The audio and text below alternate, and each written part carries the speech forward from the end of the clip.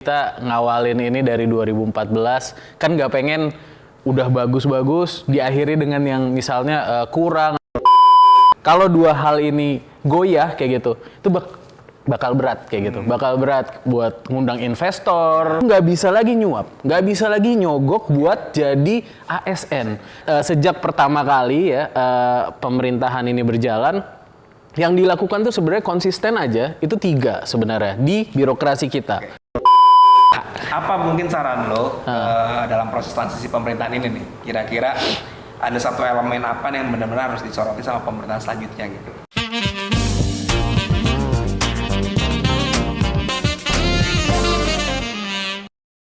Ngobrol lagi di podcast Binagraha bareng tenaga ahli Madya Kedeputian 5, Bang Ucu. Halo, Chef. Halo Wildan, sehat ya? Oh sehat. Sehat. Dingin ya? Dingin. Ini Aman. pas banget deh. Pas kira-kira ya? Udah, cocok lah. Cocok. Ini perutnya di Ini kebanyakan makan rapat kayaknya. Iya. Gimana nih Bang, lo perasaan lo di detik-detik terakhir pemerintahan ini? Apa yang lagi lo rasakan? Iya. Apa udah mulai nyebar CV? Ya sebenarnya ya deg-degan ya. Maksudnya kita ngawalin ini dari 2014, kan nggak pengen udah bagus-bagus diakhiri dengan yang misalnya kurang atau misalnya nggak pas, kurang srek gitu. Nah, khususnya di bidang-bidang yang gue tanganin, gue jadi bener-bener harus kawal betul sampai 20 Oktober. Sampai bener-bener selesai, itu gitu sih. Tolong Prabowo Gibran, tarik lagi Prabowo Gibran. Ampun. Tapi lo di Deputi 5 ngurusin apa aja ya? Oke, jadi portofolio gua dan tim itu namanya anti korupsi reformasi birokrasi. Rada berat, tapi bagi gue sih sebenarnya justru itulah kenapa pemerintahan ini harus fokus kayak gitu. Jadi itulah yang membuat pemerintahan ini bisa dipercaya sama masyarakatnya, sama publik, sama dunia internasional. Kalau dua hal ini goyah kayak gitu, itu bakal berat kayak gitu. Bakal berat buat ngundang investor, bakal berat untuk bisnis jalan, masyarakat juga mungkin distrust dan seterusnya. Jadi ini berat, tapi bagi gue ini sangat penting, dan bagi anak muda sih khususnya ini harusnya jadi isu yang harus jadi pegangan lah intinya gitu. Betul. Nah ini gue ngomong-ngomong soal isu nih ya, gue mau liatin link yang sebenarnya nih gue mau tahu pendapat lo soal link ini nih. Ya. Tapi tenang, bukan link pemersatu bangsa. Ini bos, katanya ini, pemerintahan Jokowi bakal tinggalkan banyak PR gitu kan. Iya. Maksud gue, lu ngelihat nyaris 10 tahun inilah ya, gimana sih soal birokrasi kita gitu. Karena menurut gue kan PR ini kan sebenarnya juga bukan PR Jokowi seorang ya. Betul. Bukan hanya presiden doang, ini PR semua pemerintah yang notabene itu teman-teman birokrasi juga gitu. Iya. Kalau bagi gue sendiri, kalau ngeliat link ini ya sebenarnya PR itu banyak, tetapi kita berprogres untuk menyelesaikan. Dan bagi gue sebenarnya selama 10 tahun ini progres kita cukup baik dan fundamental. Khususnya di bidang, kalau tadi gue bilang anti korupsi reformasi birokrasi, khususnya di bidang reformasi birokrasi, tata kelola pemerintah. Dan jadi gini bro, waktu kita pertama kali Pak Jokowi itu periode pertama 2014-2015 lah ya ibaratnya di awal pemerintahan fase pertama, gue kaget banget Indonesia itu ada namanya indeks, namanya Government Effectiveness Index. Itu dinilai 214 negara di dunia ya. Dan 2015 posisi kita itu lo tahu nggak? Ada negara namanya Rwanda, Samoa, Nauru, Costa Rica. Itu kita posisinya di indeks itu ada di bawah mereka. Wah, hancur banget. 2014. Rwanda ya, yang lu kalau tahu hotel Rwanda dan lain habis perang. Nanti gua Rwanda juga. Oh, bukan Rwanda ya. Ya. Itu di bawah itu gitu. Jadi skornya tuh sekitar 42 dari skala 100. Jadi semenjana lah ya kalau kita ngelihatnya tuh. Nah, gue nggak bermaksud untuk gue menilai apakah pemerintahan ini bagus, tapi yang nilai biarin si Government Effectiveness Index ini, yang ngeluarin World Bank. Jadi terpercayalah ya kan nggak mungkin dia ngeluarin asal-asalan kayak gitu. Sekarang skor kita itu ada di 66. Jadi kita naik dari 42 2014 2015, sekarang di 2023 2024 ada di 66. Apa artinya? parameternya 4. Pertama, kualitas layanan publik. Yang kedua, kredibilitas pemerintah. Yang ketiga, formulasi kebijakan. Sama yang keempat itu, ini juga penting, intervensi politik ke dalam birokrasi. Sejauh mana? Nah, kalau dia semakin bagus, empat-empatnya ya, itu berarti birokrasinya akan semakin efektif, semakin profesional. Jadi ngebacanya tuh seperti itu. Jadi 2014 itu kita skornya 42. 96 pertama kali ini dinilai itu skor kita 23. Jadi emang 4 aspek itu tuh banyak sekali, intervensi politik, kualitas layanan publiknya juga nggak bagus dan seterusnya. Lalu sekarang kita ada di mana? Di skor 66 itu kita di atas Thailand, di atas Filipina udah pasti, Vietnam udah pasti, Afrika Selatan, India, Meksiko, Argentina, kita di atas Messi bro sebenarnya, maksudnya di atas Messi. Di dalam konteks ini kita di atas Messi. Udah lumayan lah ya, maksud gua kayak ya nggak buruk. Tapi memang kita kalah jauh sama Singapura, kalah jauh sama Malaysia, ya Jepang dan Korea Selatan dan lain-lain. Tapi maksud gua ada progres. Ini yang penting untuk kita gali lagi sebenarnya, progres itu apa sih penyebabnya? Pak Jokowi itu ngapain aja sih sebenarnya gitu. Tapi gua Nah, jadi sebenarnya sejak pertama kali ya pemerintahan ini berjalan, yang dilakukan tuh sebenarnya konsisten aja, itu 3 sebenarnya di birokrasi kita. Pertama, perbaikan tata kelola. Yang kedua adalah perbaikan, kita nyebutnya namanya SDM-nya, kita perbaiki. Yang ketiga, kita memperbaiki yang namanya pelayanan publiknya. Nah, tata kelola tuh apa sih? Tata kelola tuh proses bisnis digital, intinya gitu. Jadi transformasi digital. Jadi pemerintah itu sejak 2018 baru pertama kali kita punya ya regulasinya penting ya, SPBE namanya, Sistem Pemerintahan Berbasis Elektronik. Lalu 2019 kita punya Stranas Pencegahan Korupsi, 2018, lalu sampai sekarang kita udah punya berbagai macam digitalisasi proses bisnis. Akhirnya keluarlah OSS ya, akhirnya keluarlah reformasi pelabuhan ya, lalu juga keluar MPP digital, dan nanti yang mau launching di September kan ada INA Digital ya, yang intinya itu adalah super apps lah intinya gitu. Jadi intinya adalah perbaikan tata kelola atau proses bisnis dengan digitalisasi sebagai anchor. Tuh, itu yang pertama. Yang kedua, perbaikan dari sisi SDM. Nah, ini menarik nih. Karena kan ASN tuh dianggapnya pemalas. Iya, betul. Gimana tuh Jokowi rasain itu? Intinya adalah, lu pernah dengar nggak 2014 Kahiyang itu daftar CPNS Solo? Nggak terima dia. Nggak diterima, gara-gara kurang di salah satu nilainya. Bukan karena gajinya kurang. Oh, itu juga mungkin ya. Tapi gue sih ngelihatnya, sejak 2014 sampai sekarang, rekrutmen tuh kita perbaikin banget. Pakai namanya Computer Assisted Test, CAT. Lu nggak bisa lagi nyuap, nggak bisa lagi nyogok buat jadi ASN. Jadi bener-bener, lu tes hari itu juga lu bisa ketahuan nilai lo berapa, real time. Jadi orang tua lo itu bisa deg-degan. Kita tes di ruangan nih, kayak gitu ya, pakai CAT. Itu pas kita selesai tes udah ketahuan nilainya berapa, peringkatnya berapa, dan seterusnya. Jadi akuntabilitas, ya? Betul, transparansi sama akuntabilitas dijaga. Terus yang kedua, ya dari SDM yang sudah lebih muda, lebih bagus itu, ya kita kencengin di nurturingnya lah ibaratnya gitu. Di nurturingnya banyak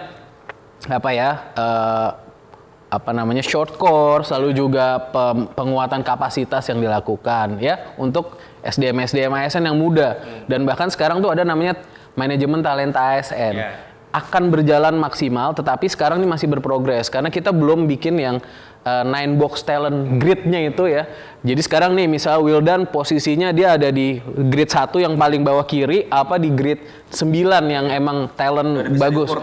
Nah, hampir. Jadi ini yang kita butuh, ada RPP-nya satu lagi, ini yang kita harus laksanakan dengan konsisten nanti ke depannya. Terus satu lagi, selain SDM sama tata kelola, yang terakhir adalah layanan publiknya. Layanan publiknya ini benar-benar diperkuat dalam konteks misalnya gini. Dulu lo kalau misalnya lo warga Jakarta bukan? Jakarta ya. Dulu kalau lo mau misalnya ngurus SIM ya, lo harus ke Samsat, ya kan? STNK lo harus ke Samsat. Dulu ngurusnya. Lo nembak sih gue sebenarnya. STNK. Ya kayaknya semua orang juga nembak zaman dulu kan. Iya, Ya, dulu. Sekarang nggak bisa kan? Sekarang nggak bisa. Terus juga apa namanya biaya segala macam semuanya tuh sudah dalam online ya, maksudnya pakai non cash, terus semuanya langsung masuk ke PNBP dan seterusnya. Terus juga ada mall pelayanan publik yang gue pengen bilang. Jadi itu one stop services, semuanya masuk dari situ, keluarnya dari situ. Jadi nggak perlu ke dinas A, dinas B, dinas C. Pimpong, banyak uang keluar buat transportasi, waktu dan lain-lain. Nah sejak ada mall pelayanan publik, dia jadi satu. Dan sekarang mall pelayanan publik tuh ada di 260 daerah di seluruh Indonesia. Selain mall pelayanan publik ada juga MPP digital yang sifatnya digital, cuman dia masih piloting gitu ya, terbatas hanya di 2 layanan, IKD identitas kependudukan, sama satu lagi untuk apa namanya tenaga kesehatan. Nah jadi kalau gue ngerasanya layanan publik itu benar-benar digeber sama Pak Presiden, digitalisasi digeber dan ya mulai kerasa di banyak sektor gitu dampaknya. Oke, ini kan gitu. dari pendapat lo sebagai orang dalam dari pemerintahan. Iya. Tapi ada gak sih data yang menunjukkan memang masyarakat tuh puas sama pelayanan sekarang gitu? Oke. Atau mungkin lo dapat dari mana gitu? Iya, paling gampang nih sebenarnya. Gue punya teman. Temen gue ini ya udah deket banget lah kita. Dia pernah datang ke gue, terus dia bilang gini, makasih ya. Dia bilang makasih ya. Kenapa? Kayak gitu. Sekarang gara-gara ada OSS, gue dulu ngurus NIB itu bisa 5-14 hari. Nomor izin berusaha. Itu bisa 5-14 hari. Sekarang paling lama 15 menit dan gratis. Pakai digitalisasi. Dulu mah uang terima kasih. Uang terima kasih mulai dari level RT mungkin ya. Kan harus ada surat domisili ya kan. Harus ada segala macam. Sekarang tuh enggak, dipotong langsung masuk ke apa namanya sistem. 15 menit terbit NIB dia dan gratis. Dalam konteks itu dia UMKM. Jadi maksud gua dalam konteks ini sebenarnya kalau kita memotong layanan itu jadi lebih cepat, lebih transparan, akuntabel, itu banyak banget nolong orang. Betul. Itu khususnya orang-orang yang di level menengah ke bawah kayak gitu ya, untuk bisa memulai. Nolong orang-orang introvert, Pak, yang nggak mau ketemu banyak orang. Betul. Apalagi iya benar. Apalagi takut ketemu RT ya, RW, lurah, apa segala macam. Ya, pokoknya memudahkan lah. Dan lo bisa ngurus dari mana aja OSS itu. Terus yang kedua, ini juga jangan hanya anekdotal kayak gitu ya. Ada juga ini kita tuh menang namanya UNPSA, United Nation Public Service Award. Itu yang ngelakuin, yang ngadain tuh PBB kayak gitu. Dan kita menang di tahun 2018 sama di 2024 kemarin. 2018 tuh yang menang adalah pemerintah Kabupaten Teluk Bintuni. Nanti gue ceritain itu lebih dahsyat lagi. Dan yang kedua 2024 nih yang menang adalah Kemenkumham, sama pemerintah Kota Semarang kayak gitu. Ngapain sih Teluk Bintuni ini? Nah, Teluk Bintuni ini dia sederhana. Dia itu daerahnya tuh pantai, rawa, banyak sekali malaria. Dia prevalensi malaria tertinggi se-Indonesia. Jadi kalau nggak salah 1.000 per 100.000 penduduk. Itu paling tinggi dan banyak kematian malaria di Teluk Bintuni. 2018 mereka bikin sistem sederhana memanfaatkan masyarakat, ketua RT dan lain-lain gitu ya. Dia memberdayakan masyarakatnya untuk screening prevalensi malaria dari awal. Akhirnya di 2014 mereka bikin, 2018-2019 itu prevalensinya jadi tinggal 1 per 100.000 penduduk. Jadi berkurangnya tuh sangat signifikan. Akhirnya menang di Maroko. Nah, itu kan luar biasa ya. Jadi layanan publiknya itu, masyarakat itu dilibatkan kayak gitu ya untuk screening. Kalau misalnya dia udah ada gejala, langsung dikasih obat. Kalau misalnya dia sakit, langsung dirujuk. Dan itu kerjasama sama swasta juga. Jadi publik tuh nggak bisa sendirian kayak gitu, harus didampingi ada swasta, ada pemerintahnya. Jadi memang harus kolaborasi. Nggak bisa pemerintah sendirian.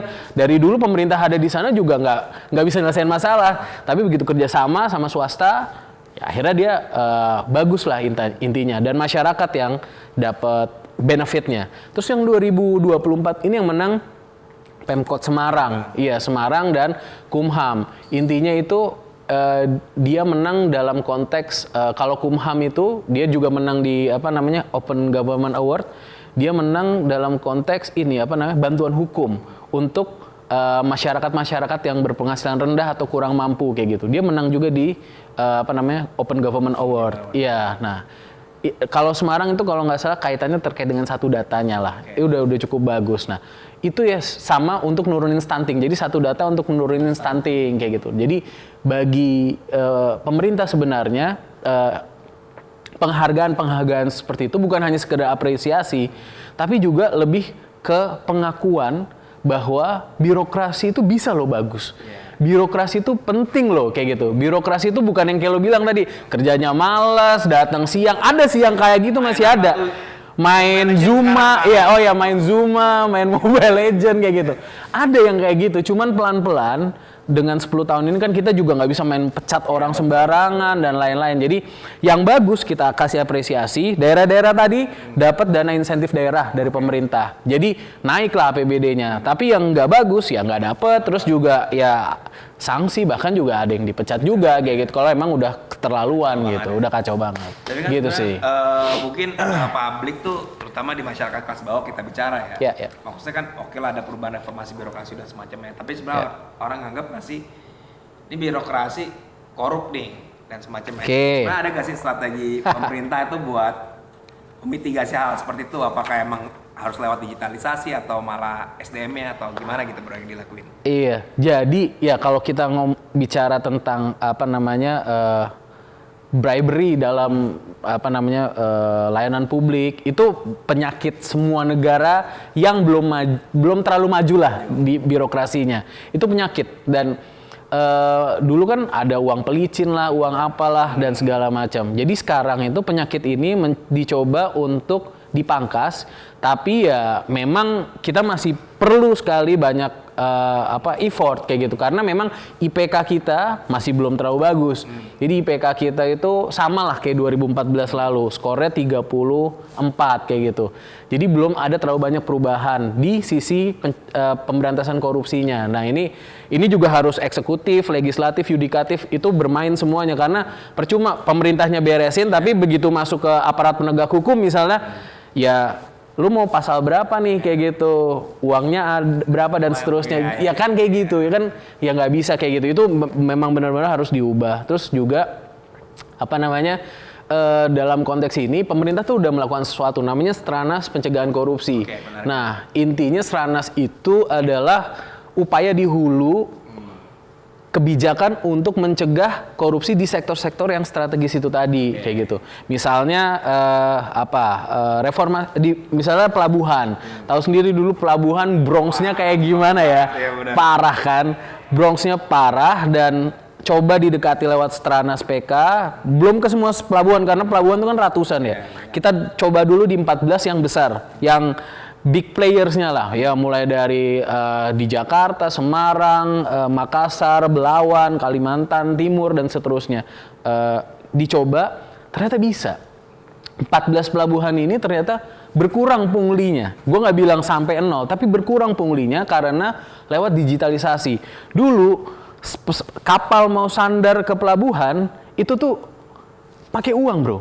Dulu ya sebelum ada Stranas Pencegahan Korupsi, maksudnya padahal bukan first time first out, bukan kayak gitu. Jadi mana yang bayarnya lebih banyak, sandar dulu. Terus peti kemas mana yang diturunin ada juga. Truk mana yang mau ngangkut ada juga. Terus bongkar muatnya pakai ya kita namanya kuli angkut ya. Itu juga ada juga. Nah, itu coba dibikin sistem, dihapus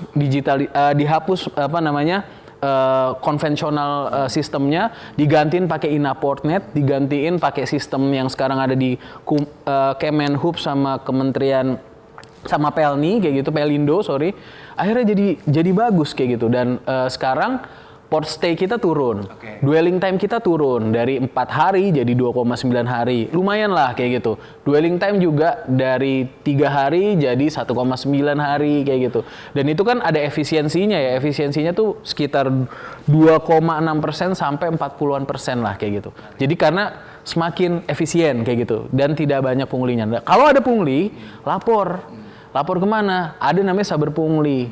Jadi ada kanal aduan buat Saber Pungli itu terintegrasi dengan lapor, bisa dilaporkan. Jadi lapor.go.id/saberpungli kayak gitu. Itu bisa kita ngelaporin lapor dan itu 14 hari langsung dikerjain, harus ada tindak lanjut kayak gitu, dan kita nge-report itu lewat sistem kita Sismonev. Tentunya ini kerjaan banyak pihak, APH juga, polisi, kejaksaan kayak gitu ya, dan bagi kami KPK juga berperan dan tentunya semua kementerian terkait mau nggak berubah, Kemhub mau nggak berubah kayak gitu ya, kementerian-kementerian yang terkait, Kemendak, Kemenperin mau nggak berubah. Intinya sih di situ. Jadi mulai ada perbaikan, walaupun mungkin dari sisi persepsi orang masih mikirnya oh kita masih korup nih, tetapi di level grassroots sudah ada perubahan dan kami yakin kalau ini konsisten dilakukan setelah nanti Pak Prabowo, Mas Gibran jadi presiden dan wakil presiden,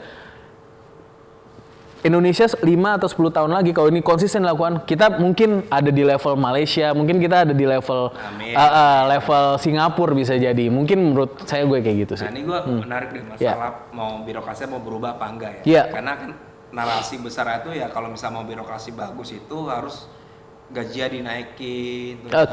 Lo orang yang bersepakat dengan itu apa enggak sebenarnya? Tentunya sepakat ya. Karena gimana ya, kalau kita sebagai negara tidak profesional meng-hire ASN kita gitu ya, digajinya seala kadarnya ibaratnya, ya lu berharap apa? Kita berharap apa sama orang yang ya udah megang kebijakan tapi gajinya tuh ala kadarnya. Jadi memang ke depannya itu kita butuh ada perbaikan dari sistem remunerasi. Jangan jomplang gitu. Sekarang tuh kan ada yang bagus banget ya, kementerian tertentu lah ya, sultan banget lah gitu ya, sultan banget. Tapi ada juga kementerian jelata, kita nyedul gitu ya. Jelata nih. Jadi akhirnya yang kementerian jelata-jelata ini ASN-nya ya ngamen lah di mana-mana, nyari-nyari karena butuh dan lain-lain. Daerah juga gitu, ada kementerian daerah yang bagus banget remunerasinya. DKI Jakarta itu sangat bagus. Tapi begitu kita geser dikit ke Tangerang, waduh, maaf nih ya Pak Gubernur, Pak Wali Kota gitu ya, jauh banget gitu. Nah ini kan nggak boleh nih kayak begini. Nah makanya ke depan kita harusnya ada single salary system. Jadi eselon 2 di kementerian tertentu itu harus sama kementerian jelata itu tadi. Sultan sama jelata sama dong kayak gitu. Orang sama-sama eselon 2, sama-sama kebijakan kayak gitu ya, buat kebijakan harus sama gitu. Nah, setelah disamakan penghasilannya, yang kedua dikencengin punishment-nya. Reward-nya iya dikasih, tapi punishment-nya juga kencengin. Nggak boleh lagi orang kayak Gayus, terus kayak bapaknya siapa gitu ya, yang Mario dan XXX itu kayak gitu. Dalam konteks ini nggak boleh tuh ada orang yang korupsi kayak gitu, dia bisa naik pangkatnya, malah sejahtera dan nggak bisa. Harus langsung dipecat, kalau terbukti ya disita asetnya dan seterusnya. Harus dikencengin karena ya negara udah kasih lebih banyak kayak gitu. Nah, kalau bisa seperti itu konsisten, single salary system didampingi dengan punishment kayak gitu ya, bagi orang-orang yang melanggar, pasti SDM kita berubah. Karena itu tadi, di awalnya, CAT-nya, rekrutmen di awal, anak mudanya udah bagus-bagus bro, kayak gitu. Jadi, udah saringannya udah bagus. Kalau dia di nurture-nya tidak bagus, ketemu sama senior-seniornya yang kurang bagus, akhirnya ya dia jadi makan sama sistem. Nah, itu yang kita nggak boleh lakukan gitu. Itu sih sebenarnya. Menarik. Sama nih mungkin, gue mau ngobrol soal secara pribadi nih. Oke. Jadi kan kadang di sekitaran juga kadang kalau ada birokrat yang malas atau nggak ada yang masalah dan semacamnya, ya nanti saya pindahkan kamu ke daerah, ke Pemda, ke Papua dan semacamnya. Sepakat nggak punishment-nya kayak gitu?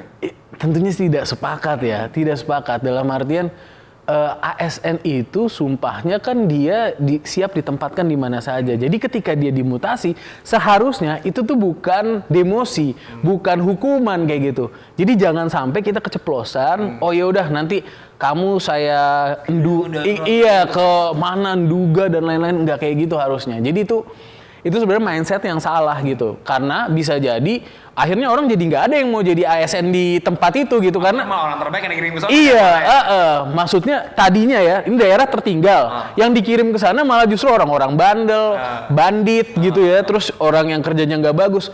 itu daerah makin tertinggal atau makin bagus kira-kira? Iya, bener. Makin Kan hancur lah, Mas. makin hancur, kasihan masyarakatnya kan. Betul. Iya, jadi harusnya justru kalau gue melihatnya orang-orang yang mau dikirim ke daerah-daerah yang ibaratnya 3T masih terbelakang, terus ibaratnya masyarakatnya kurang lah, minus lah gitu ya. Itu harusnya dia dapat reward lebih banyak.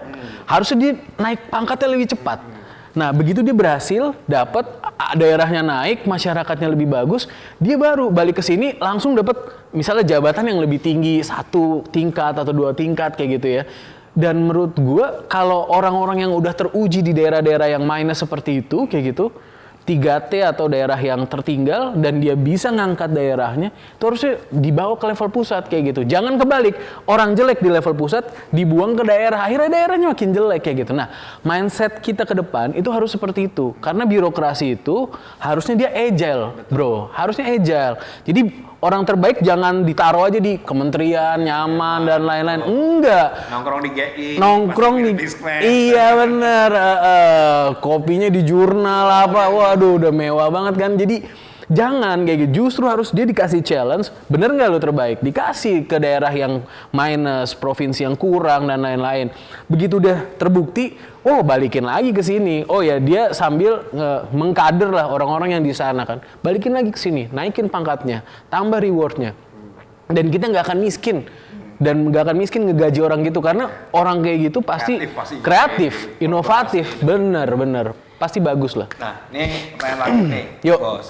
Lo kan gue lihat udah cukup paham lah soal perubahan reformasi birokrasi, pelayanan yang udah mulai optimal, efisien dan sebagainya. Semoga ya. Apa mungkin saran lo dalam proses transisi pemerintahan ini nih? Kira-kira ada satu elemen apa nih yang benar-benar harus disoroti sama pemerintahan selanjutnya gitu? Yang betul dikawal ketat lah agar semua berjalan dengan baik. Pertama adalah dari sisi SDM itu tadi. SDM. Karena intinya dari sisi reformasi apapun itu pasti kuncinya di SDM. Jadi jangan setback. Jangan udah bagus nih pakai CAT ya, udah pakai computerized, sistemnya udah akuntabel, tiba-tiba dibalikin lagi ke zaman dulu. Itu jangan.